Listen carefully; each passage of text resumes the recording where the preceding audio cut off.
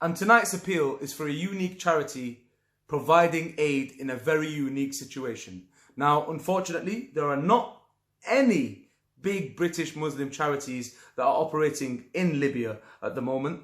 And there are not many international charities, full stop, operating in Libya. The only way the Libyans who are in need get help is from small organisations on the ground. And thankfully, Libyan Helping Hands is a UK-based operation that works very closely with many of those small organisations across the whole of Libya to give aid to those who need it most. Now, the situation in Libya is very difficult. People may see Libya as an oil-rich country with a small population, and it means people are not in need. Unfortunately, since 2011, there have been hundreds of thousands of people made internally displaced refugees in Libya. There have been thousands of children orphaned, and there are still, to this very day, many people who need very serious medical treatments for illnesses such as cancer. So this is why I'm speaking to you right now, my dear brothers and sisters. I want your help. Libya and your brothers and sisters in Libya want your help. What we want to do this Ramadan, inshallah, is provide £30 food packs, Ramadan food packs, to feed a whole family for the whole month of Ramadan, inshallah. We want to provide as many orphan sponsorships as we can, where £25 a month can sponsor an orphan's every single need, and also house as many of those internally displaced refugee families. And of course, there is no financial number associated with this. You just give as much as you can, because each family and each house has a different price. And of course, we want to help as many of those cancer patients in Libya who need financial aid as possible. And once again, there is no price on this. We would love to ask you to give as much as you can give.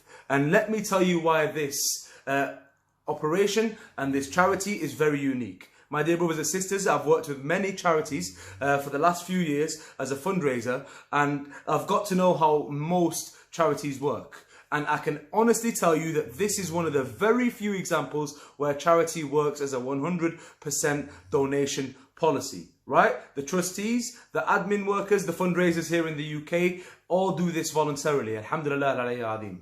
And everybody working on the ground in Libya, whether it's the people delivering the aid, whether everybody else doing everything else on the ground, is doing it also voluntarily. So alhamdulillah, you can make the most out of your money this Ramadan with Libyan Helping Hands. And what does that mean to you? That means, like I said, £30 food packs. You don't see that anywhere else. That means just one person can spend £25 per month and sponsor an orphan on their own, which is very rare in the charity sector. So my dear brothers and sisters, I ask you to look around right now as you're about to make iftar, and I know it's a difficult scenario, but I want you to see, if you still have those dates from all different countries, subhanallah, from Saudi or from your home origin, from your country of origin, and if you still have many fruits that you're about to break your fast with, if you still have the samosas, if you still have the spring rolls, the burek, the sharba, the curries, the laham, the dajaj, if you still have all those varieties available to you for iftar, then I'm sorry, my dear brothers and sisters. I know we're going through difficult times, but they are not that difficult. If you are one of the 90%